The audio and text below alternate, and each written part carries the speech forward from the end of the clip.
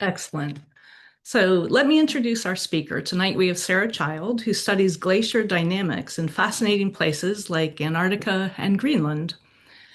Sarah got her bachelor's from Cortland and then a master's degree in geographic information science from the University of Edinburgh in Scotland and a PhD in geology from the University of Kansas. She was a research scientist at the University of Colorado before returning to New York not too long ago, I think maybe a year or two. No, last October. Oh, last October, gosh. Okay, she's now a postdoctorate fellow in the Department of Atmospheric and Environmental Sciences at UAlbany. Her research in glaciology has been published in peer-reviewed international journals, and she's presented at international conferences. So, according to my own research that I did online, I found out that she's also an All-American field hockey player. She's probably too modest to share that with everybody, so I thought I'd throw that in. With that, I'm going to let Sarah tell us about what she's seeing in glaciers.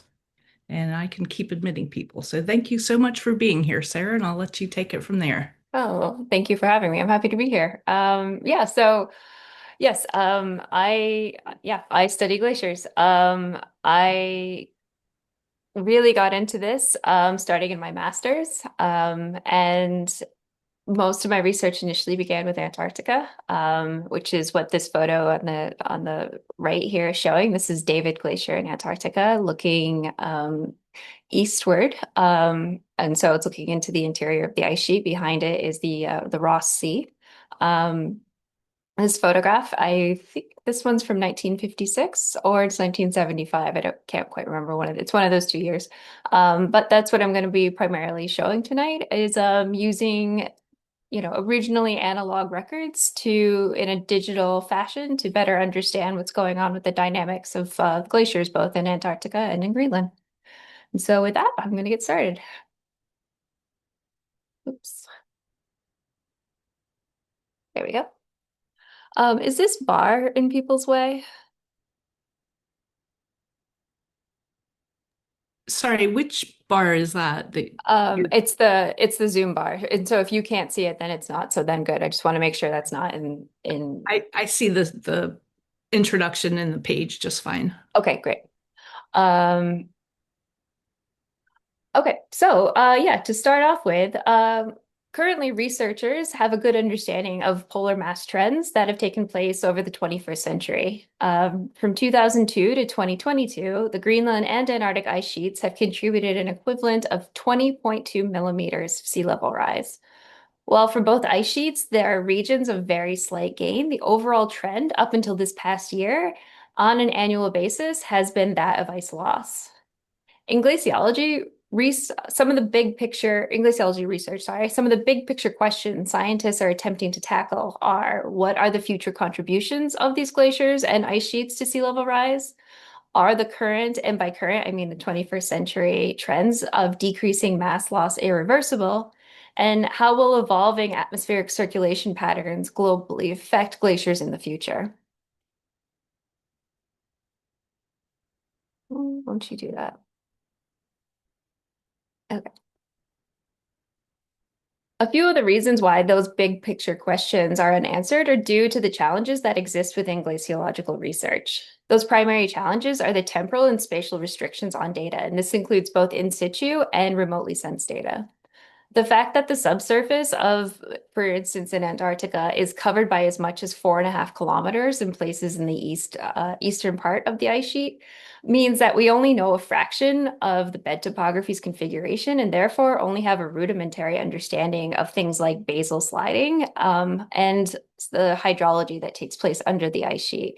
And the schematic that's on the right here, this is showing some of that hydrology where over in this region, we have a subglacial lake. And so there are actually several lakes underneath the ice sheets. You have one lake in particular. It's called Lake Vostok. It's the size of one of the Great Lakes. You can actually see this from satellite imagery. Um, and in a nutshell, the friction that's created from ice when it flows over bedrock does so to the point where it does melt some of it, and that water needs to flow to a confined area. And what happens is the water will pool, much like either a lake or a swamp.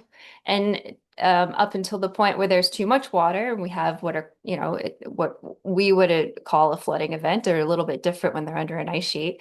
And that forces water to then move forward, and it makes its way out to the ocean, similarly as it does on all seven, the other six continents. Um, there are three parameters in glaciology that are still poorly constrained within numerical models. Those are calving or iceberg production, parameterizing fluctuating grounding line locations due to a lack of grounding line observations.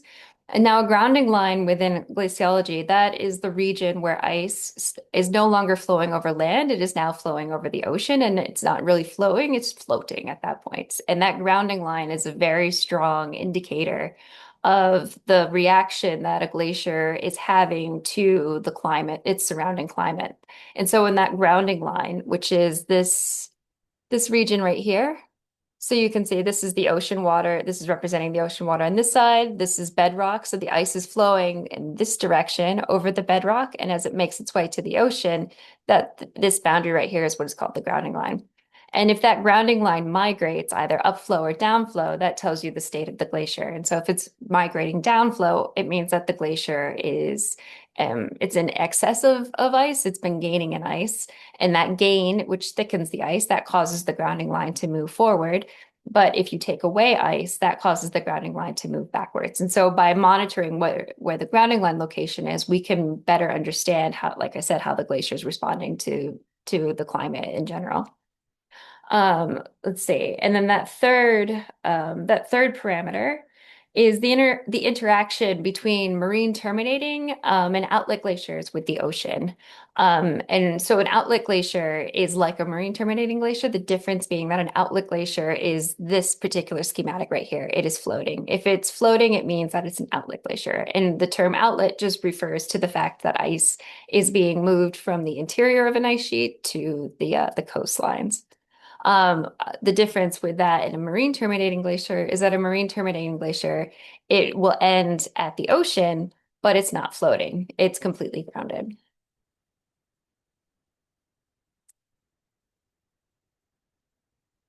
And so with this, so tonight I'm going to be using a few terms, those being elevation, volumetric, and mass change, interchangeably. As a quantity, of course, they're very different, but with respect to qualitatively describing whether or not an ice sheet is losing or gaining mass, they're completely the same, and it's fine. So this video here, what this is showing, this was put together by NASA, and this is showing where the regions are orange to red. These are where the ice sheet has been losing mass over the 21st century, and where they're blue, this is where it's been gaining in mass. The gray lines that you see, so these interior gray lines, those are representative of the ice flow. That shows you the direction that a particle of ice takes from the interior of the ice sheet as it makes its way out to the ocean and the terminus. So with an ice sheet, the ice sheets are different from individual glaciers because they have these massive mounds, which is a very huge understatement of what's really going on there, of ice that feeds into individual glaciers. And the way this works is that ice builds in the interior. So this region throughout in here, this is where ice accumulation takes place. And as that builds up, gravity pushes down on the ice, and that pushes the ice in the direction towards the coastlines. With Antarctica, what I would like to point out here is what you'll notice is that the majority of the loss that we see is taking place along the coast, which is where the coastlines. So in particular, you'll see that over here on the western side of Antarctica, this is called the Amundsen Sea embayment. And also too, it's not as highlighted here, which I'm a little surprised about, but the majority of ice loss, as you see, and I think because this is seasonal, we expect this ice loss, takes place in these, for lack of a better term, I'm going to call them gray blobs, which are these regions here. So we've got a big one here, we've got a very large one here, is another good sized one here, and you'll see these little ones are dotted all throughout the western side of Antarctica. And those are ice shelves. Let me grab a quick water. And an ice shelf is simply a floating piece of ice that is made up of a conglomerate of several glaciers that flow into the ice shelf.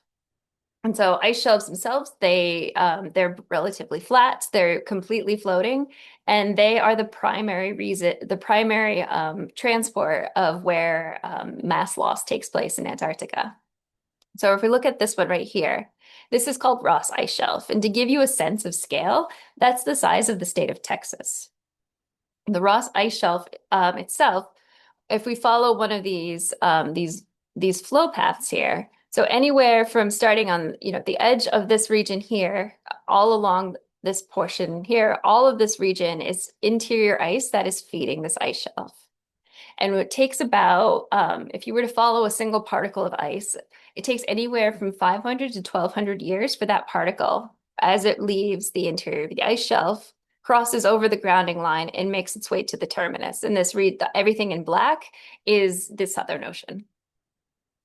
Ice shelves in Antarctica, it's wwhere 95% of the calving takes place. So this is where 95% of all icebergs are generated, are from all of these between the larger ones and all of the smaller ones. All of these ice shelves are where the icebergs are produced. And more importantly, more than 50% of the mass loss that takes place in Antarctica comes from basal melting, which happens at the bottom of these ice shelves. Okay.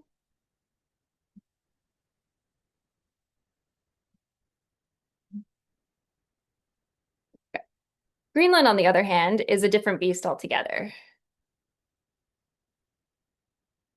Um, Most of the mass loss that takes place on Greenland is actually taking place through surface melt. And you can see this in the schematic here because if you look where where the regions are becoming red, it's more interior than it is in Antarctica.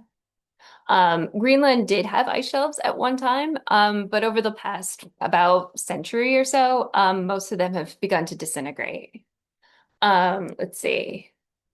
And so what you primarily have in Greenland at this point is you do have some outlet glaciers. So you have some glaciers that are flowing from the interior. And then as they flow over the grounding line, they do have grounded ice. But the majority of glaciers in Greenland are these marine terminating ones, which means that they are just blocks of ice that are completely grounded that just push their way out into the ocean. But one phenomena that we've begun to start to notice over the past 30 years, especially for Greenland, and in particular in the central portion of Greenland, as well as this southwestern part of Greenland, is that these glaciers that were marine terminating are now becoming fully land terminating glaciers. Their terminus are no longer in the ocean; they are fully out in the open air for the first time in centuries. So my own research.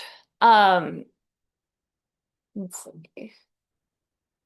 The broad summary of my research is that I rely on historical observations and glacier proxies to expand the overall temporal scale of our understanding of glacier dynamics.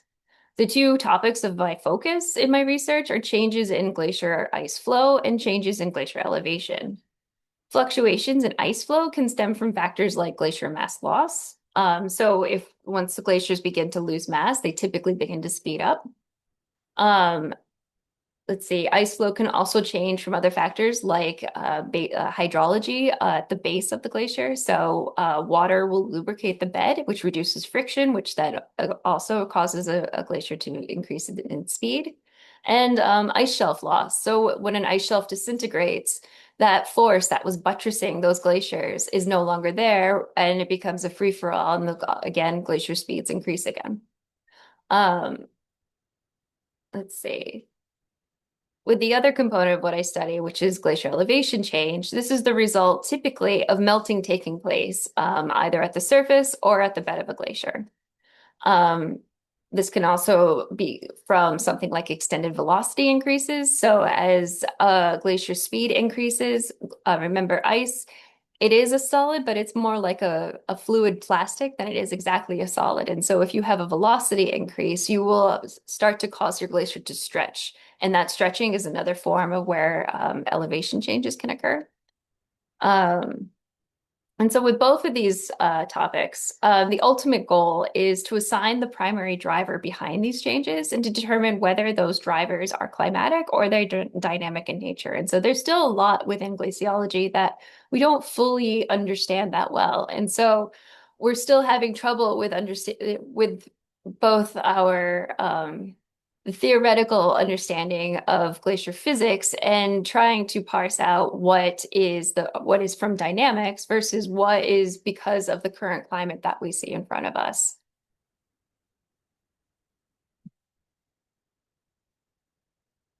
Okay. I'm going to focus today on glacier elevation changes because we don't have a lot of time and I don't want to get too technical on you tonight. And what it is about elevation changes are really kind of a cheap and dirty way of being able to assess how much volumetric change has taken place on a glacier. So by taking an elevation from today of the glacier's ice surface, and we can difference from that an elevation from in the past, we're able to see how much change there was vertically on that glacier. And with using that plus the area, we can do a rough calculation of how much volume has been lost or gained over that timeline. And so to assess glacier elevation changes, I use a variety of data types in my research, from airborne, which comprises of aerial photography, um, depth sounding radar, which is also airborne, satellite data. This is primarily in the form of optical imagery and satellite altimetry. And there are some in situ measurements from things like GPS. Elevation products, particularly in the polar regions, are extremely limited for their temporal timeline. For Antarctica and Greenland, reliable, accurate GPS data really only began at the start of the 21st century. Elevations derived from altimetry began in the late 1970s, but it wasn't until the early 1990s that near total coverage of the ice sheets was achieved. The dataset with the longest temporal coverage is aerial photography. For both Antarctica and Greenland, full perimeter coverage began in the 1940s with some repeat acquisitions through the 20th century. And so tonight I'm going to be talking about my work with aerial photography on the ice sheets. I'm going to go through the history of these data sets, and I'm going to show you results from various regions in both poles. So, aerial photography.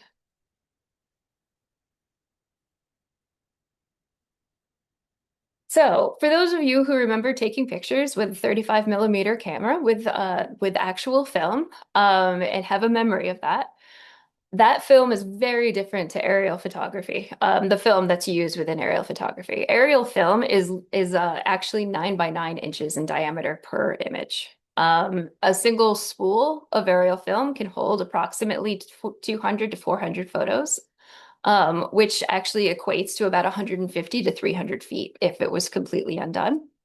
The film is all produced by Kodak. It's all acetate film, so nothing I've been using to date has been nitrate, luckily. It's all panchromatic, so it's all in black and white. It's within the visible spectrum, so the combined bands that we are able to see, the red, green, and blue bands, all make up the panchromatic film we're using. And the nice thing with aerial film is it was actually thicker than 35 millimeter film, and this was done intentionally to help with degradation issues.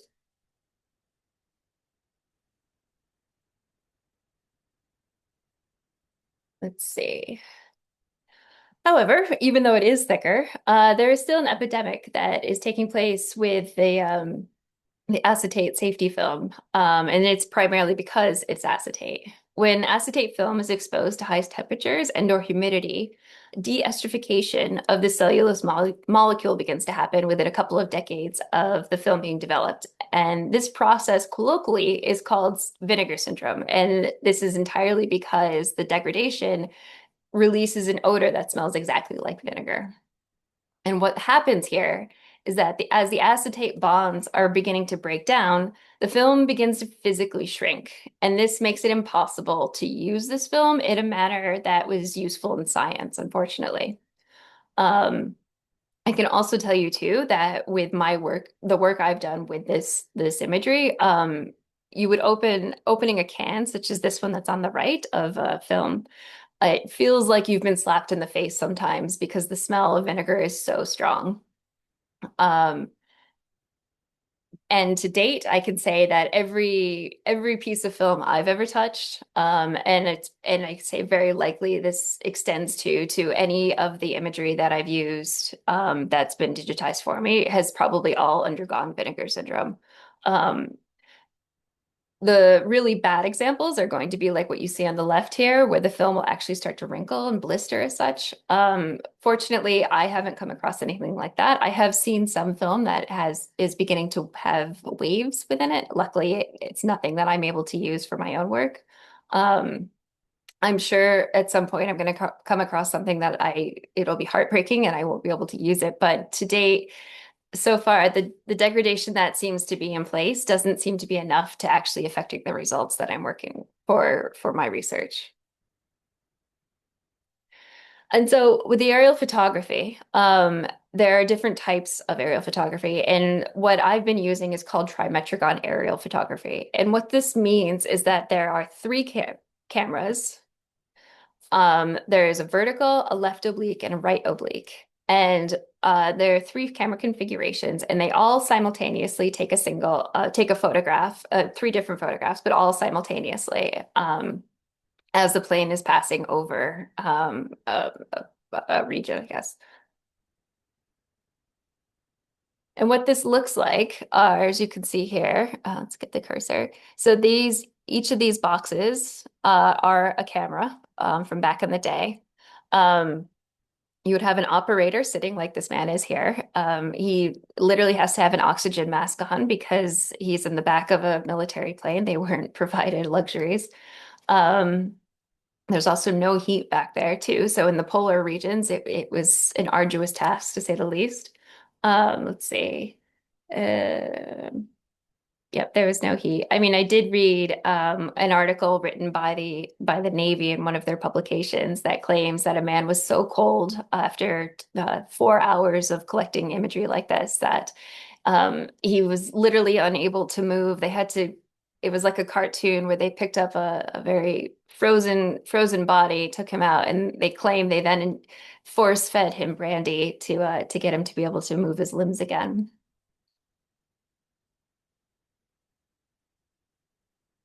So I'm going to go through Greenland. Right now, I'm going to go through Greenland and Antarctica separately and talk about the various types of aerial photos that were collected in both areas. In Greenland, at least with US acquired photos, there were three agencies responsible for doing this. The first one was the US Coast Guard.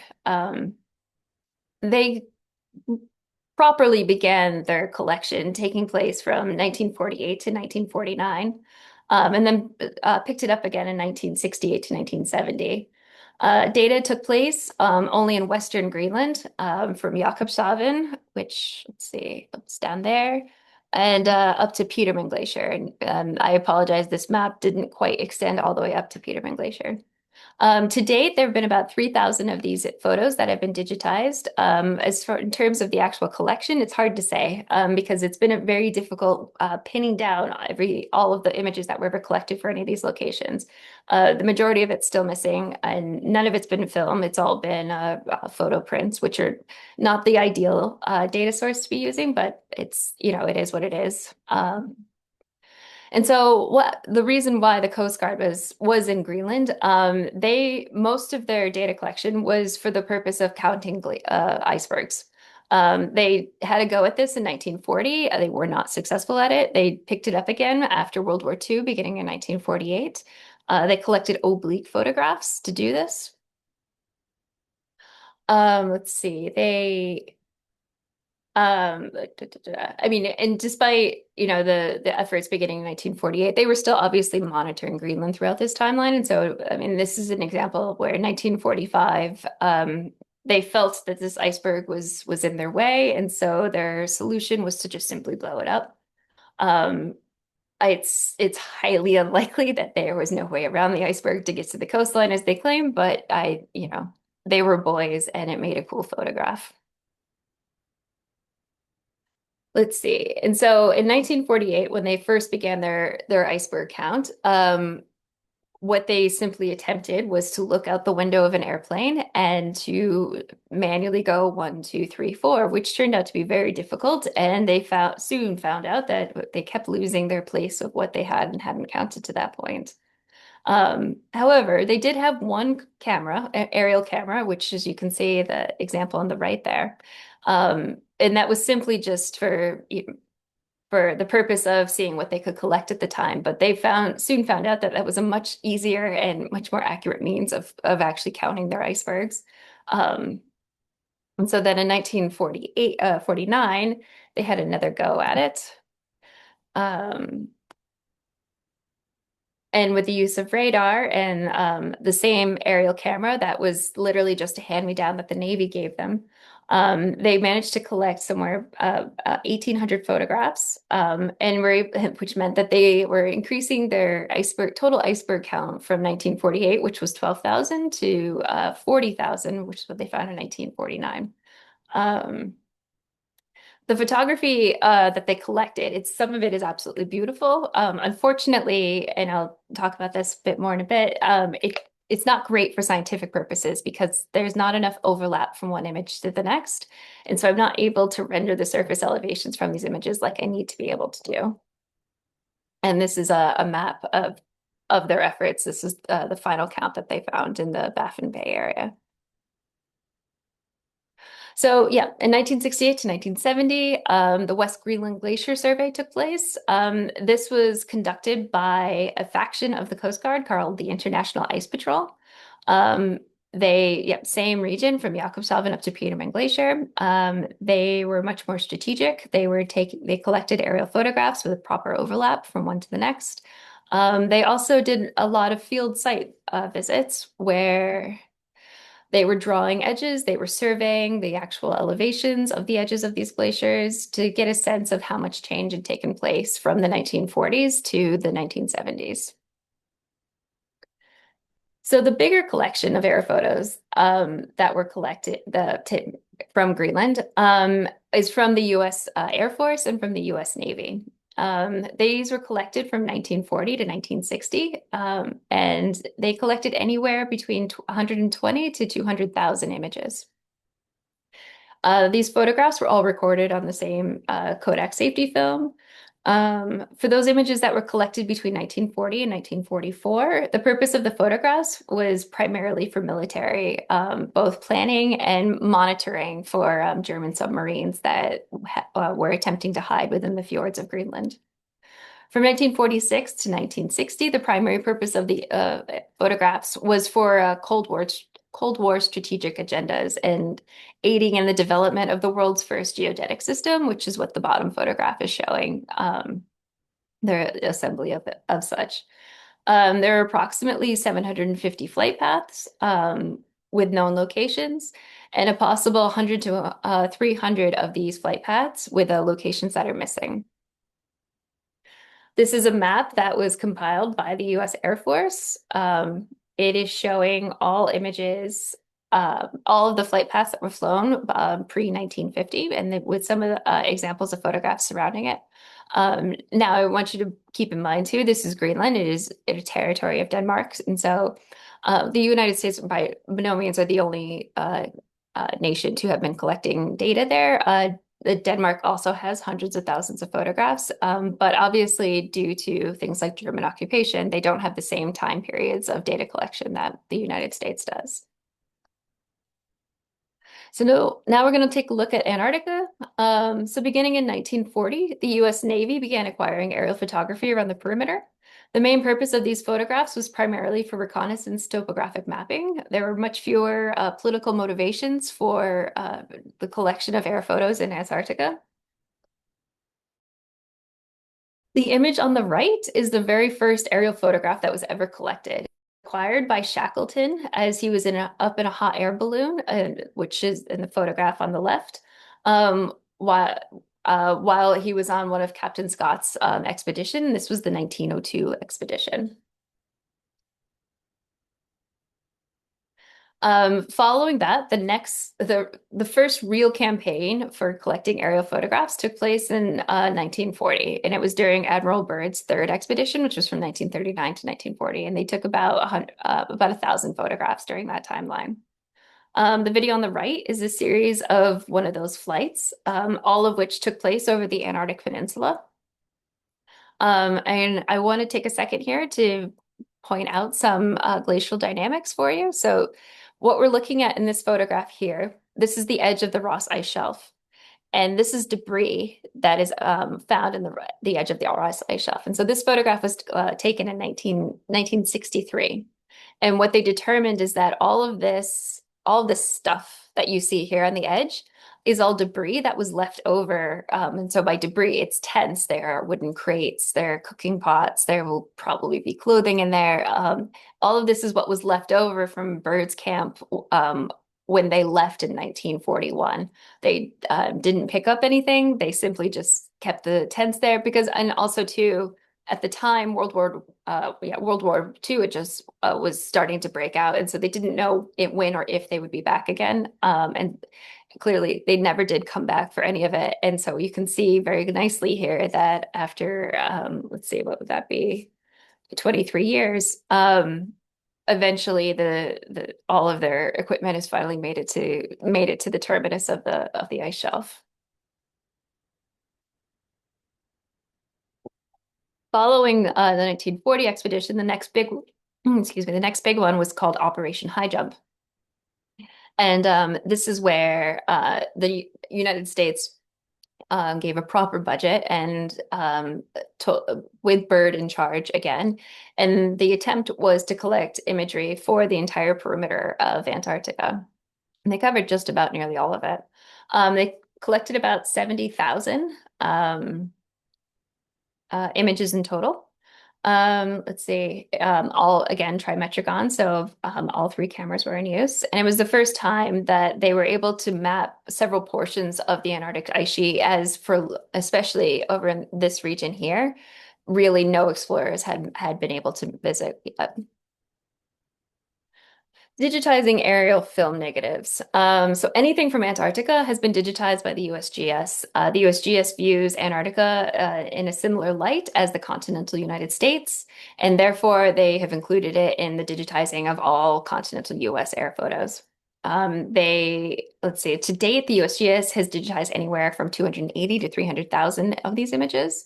All of them publicly available and free to download for anyone's use. Greenland, on the other hand, is something else entirely. The film negatives from Greenland. So Greenland itself, there's been no real effort outside of what I've been attempting to digitize any of these images. All of the film is stored in containers that look like this. And these containers are located in Lenexa, Kansas, which is just to the west of Kansas City. They are put in cold storage, and they are in these limestone caves located there.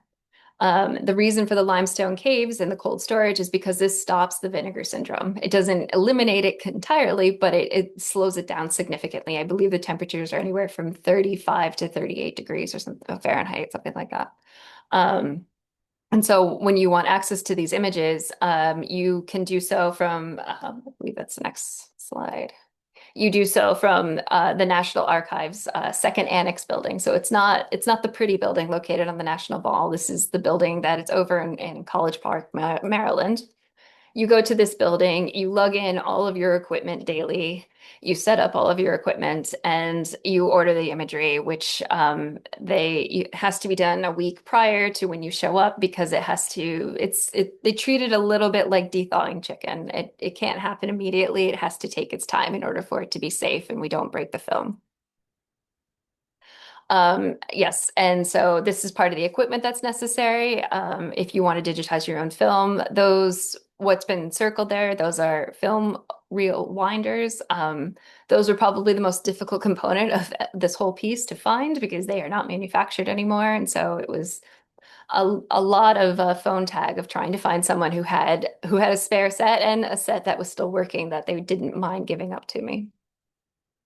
So the effort so far, about 5,000 images have been digitized for the coastline of Greenland. If our funding is successful, which we're slightly optimistic about, we will continue this to hopefully another 10 to 15,000 more. And yeah, so at this point now, I've done the digitizing, and so now I'm trying to do the processing. And so to do the processing, what the reason why we can do this with aerial photography is because of the stereo overlap. And what that means is that when these photographs are acquired, there has to be a significant amount of overlap from one image to its neighboring image throughout the entire flight path in order for us to be able to generate surface elevations. If you have images that do not have enough overlap, you're going to see that when you go from image one to three, there's no connection between them. You'll have a blank space like this, which means that the stereo parallax is impossible to generate, which therefore means we can't generate surface elevations. And so surface elevations, let's see, the reason why all of this is possible is because it's similar to how humans process in 3D with their eyes. Our eyes act like two side-by-side aerial photographs. Each eye in each photo views the same object, but they do so at different angles. And this creates a displacement between either each eye or between each photograph. And that displacement is what allows us to calculate the stereo parallax. And so if people have very wide set eyes, their depth perception is going to be much worse than those whose eyes are much closer. Um, and so with aerial photography, we can calculate that stereo parallax, that displacement, and we can then convert that into a distance between either our eyes to an object or from the camera itself down to that object. And we convert that to the elevation. This technique to derive elevations has been utilized for over 100 years. And at this point now, it's being done with machine learning algorithms to to do all of this production digitally rather than manually and by hand. And so some of the processing that has to be done with an aerial photograph. So aerial photographs have their own geometry, the kind of their own anatomy, so to speak. The important components are where the arrows are pointing. These are called fiducial marks, and these allow us to establish the geometry. And so this is one of the complex issues from using analog data in a digital format because you have to build all of this information for the camera. You have to assign all of this information, and it is very cumbersome. But it is the only means of being able to create a camera geometry and applying that geometry to the real world geometry when it comes to establishing our elevations. And this is what they look like. And so the way it works with aerial photography when I do the processing is that I use I generate the geometry for an entire set of images, and I have to take real world coordinates and apply those to the image. And so I identify the latitude, the longitude, and an elevation of a specific point of a feature that can be viewed in both the aerial photography and in present day data sets. And these features are always exposed bedrock. They have to be features that haven't changed over this timeline. It can never be of snow. It cannot be of yeah, snow or medial moraines, anything that is going to be moving over time and or melting or disappearing. And so this is what I refer to is that if I have an image as such and I've identified a feature, I then locate that feature on a satellite, a present day satellite image, and I can identify that location from the satellite image and apply it to the actual air photo. And that allows me to create this three-dimensional rendering of what the terrain looks like. And so for any set of images that I'm working with, it can be anywhere from 20 of these points of upwards of 300. It's just how big the data set is. And so when processing the aerial photography, this is an example from Greenland. Let's see, I'm running out of time here. So this is over Helheim Glacier. This is a series of vertical photographs. There's more than enough sufficient stereo overlap from one image to the next. And I'm able to generate these three-dimensional point clouds. And so what I absolutely love in all of this process is that in creating these point clouds, I'm actually able to see the true surface as it appeared in this case, 1947 over the glacier. And then, like we were saying, with the trimetric on aerial photo cameras, you have oblique images as well, and so it's a slightly different processing, but the all of the theory is exactly the same. You apply ground control, you have enough stereo overlap from one image to the next, and you end up being able to create these three-dimensional point clouds of what you're working with. So we're going to look at some of the elevation change results that we have. So I'm going to go through these rather quickly because, again, I didn't realize how much time I was going to be taking. Um, so what we have here is a set of images from Jakobshavn from 1947. Um, and so the change results are exactly what we expected for the most part over here. This is from West Greenland. This is the biggest glacier in Greenland. This glacier is the one that's responsible for sinking the Titanic.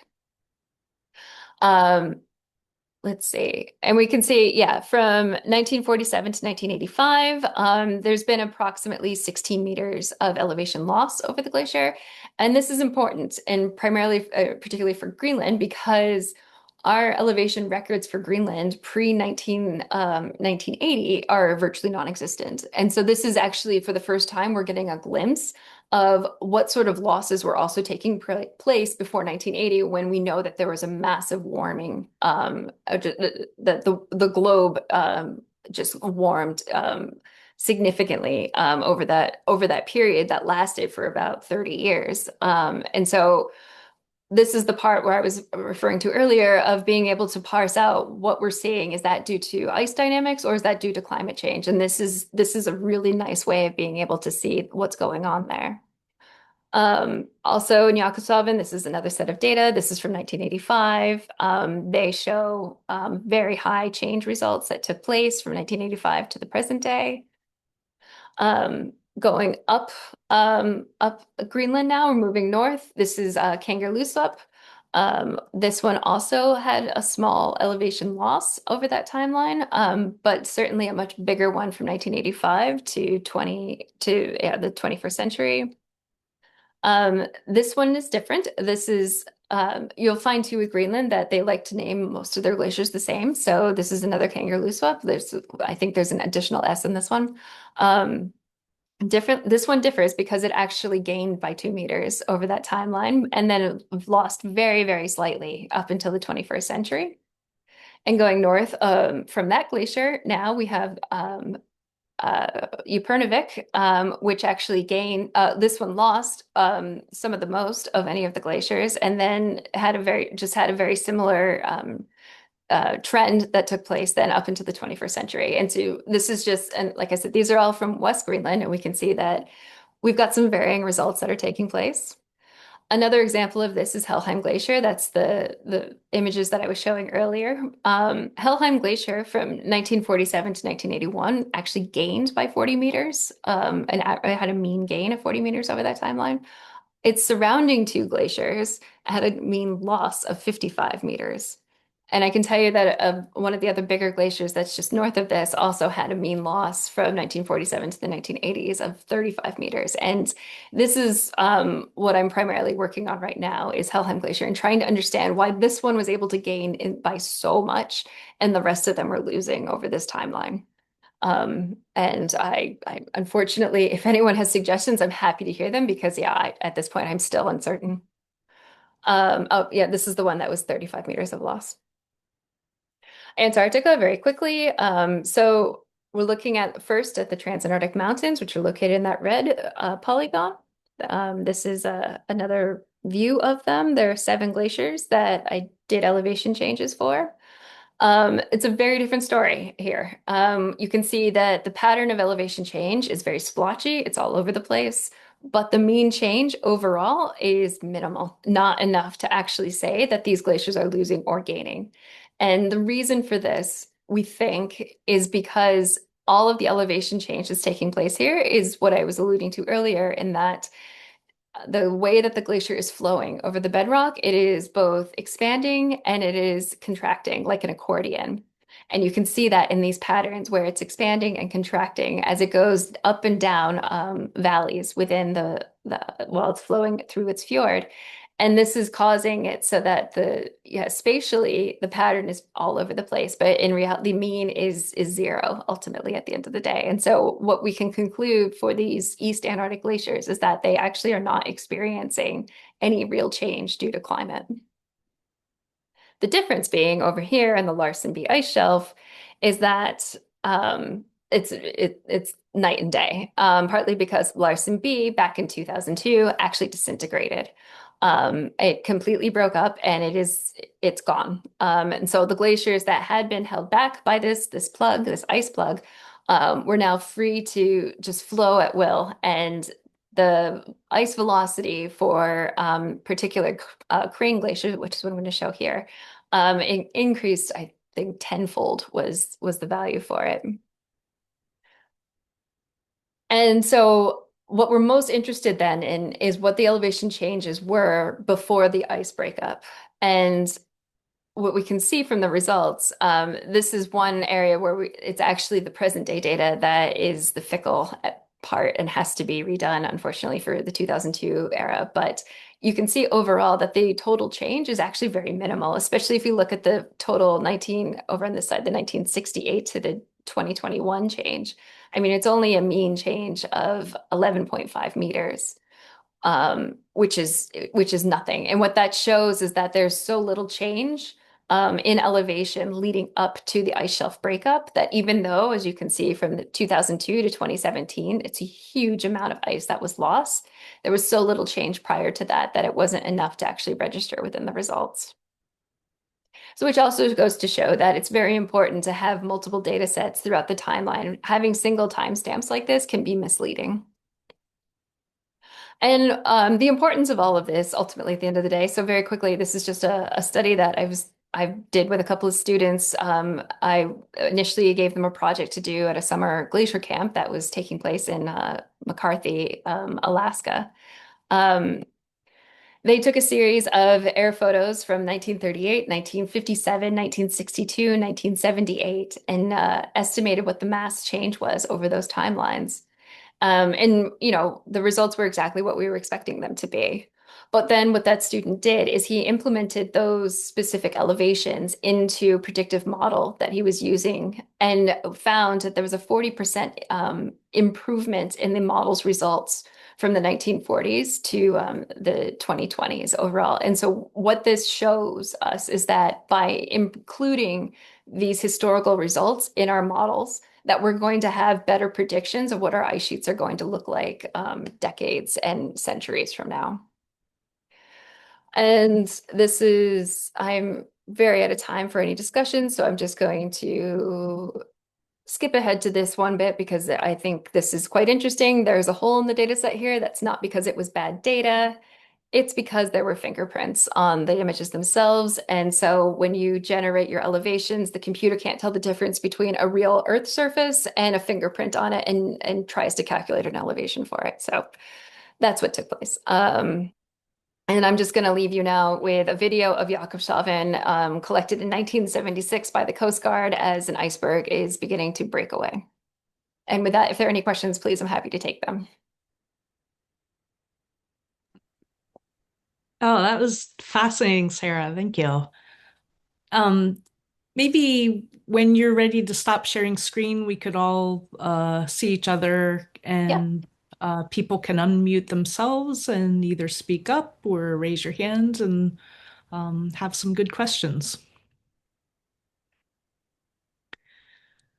I'll start with a quick one before anybody gets their hand up. Are there site visits involved with this for you at all? I mean, I know it's almost like there's a lot of museum conservator, with how much you deal with old films and things. Do you?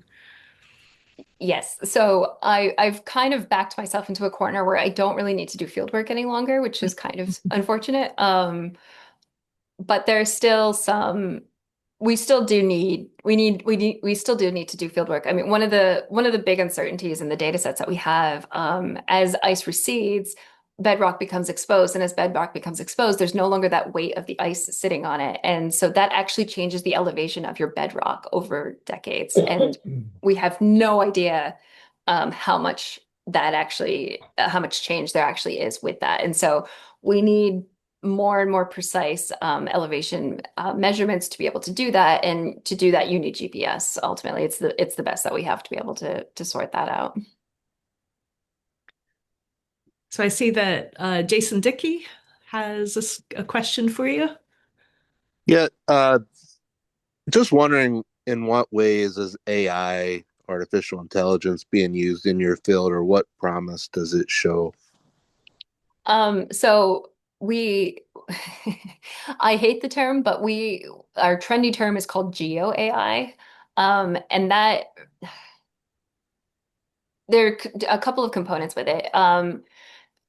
The big one that's useful for people like me is for things like automated bedrock detection. And so what we're able to do is feed an image into an algorithm, and it will outline all of the bedrock, exposed bedrock for me, and I've lost too many hours of my life doing that manually. So that part is fantastic. And actually too, with the type of processing I do, it wouldn't be possible with traditional photogrammetric techniques because you need so many more parameters of information about the flight, about the images, about how the plane was pitched, or kind of turbulence there was. And so without that information, traditional photogrammetry wouldn't be possible. But with AI and with machine learning in particular, it's able to use what little information we have and still produce really, really accurate results ultimately. So for that, it's fantastic. And honestly,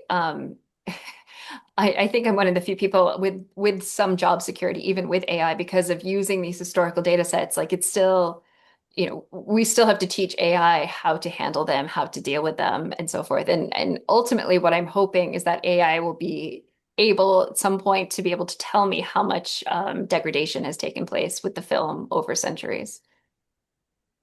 Mhm. So John Gansfus has his hand up. Yeah, hi. A couple questions. Um, has there been any coring, any ice coring in the areas that you studied to determine what the absolute thickness of the ice is? And I was curious, like, let's say 10,000 years ago, do we know, was it significantly different than it is now? So most ice coring takes place in the middle of the ice sheet because most of where I study is heavily crevassed and it would be completely unsafe. Also too, particularly with some of the bigger glaciers in Antarctica where ice coring, you can't actually, ice coring will not give you good results because the amount of compression that takes place for the ice as it's being pushed through these fjords, it completely scrambles all of the layering that you have within that ice column. And so yeah, you could get ice thicknesses, but you wouldn't be able to accurately date any of the layers within that. That being said, most of the time when we do ice thicknesses, we're using a ground penetrating radar or airborne depth radar to do that. And it is accurate. It's very accurate when your ice is dry. In places like Greenland, where it is heavily saturated and most of your surface water makes its way down to the bed, it can throw your radar signals all over the place. And so, yes, particularly when you get out into the fjords, our ice thicknesses are not always the best for those areas. Thank you. In a place like Antarctica, where there's so many bases from so many different countries, from British Antarctic Survey to Russian bases, how is the cooperation and communication between all these different countries down there, all the scientists? The Brits, the Americans, and the New Zealanders and Aussies get along very well. America pretty much just lets anyone come in through, particularly with McMurdo, anyone can just come in. If you're out in some of the smaller ones, there are more hoops to jump through, but McMurdo is pretty much an open door. The Russians, they have their own port and they go straight to Vostok and no one ever sees them. So, Mm. and I mean, considering the size of Antarctica, yeah, you don't even know they're there. They certainly have different policies with respect to data collection. I mean, for instance, the American policy, and it's the British and everyone else, is that you leave no trace behind. Whereas with the Russians, I mean, the one time they attempted to drill to Lake Vostok, they dumped gasoline all over the place and down the hole. So they didn't actually pull any relevant results, unfortunately, from all that effort and money. But it's fine. Even Greenland, it's different because it's not US based, so it's not as regulated. So it's easier for people to do field work in Greenland. But you don't people I don't know how this works, but people don't get permission. They just show up and start doing work. I know with the people I work with, they usually have local guides, and so a lot of their grant money goes towards the local guides, and so they have permissions, and they usually end up doing like outreach programs and that sort of a thing with the local communities to so that the whatever research is being done in Greenland, it's not being taken away from Greenland. It's also being shared with the people in Greenland too. Good to hear.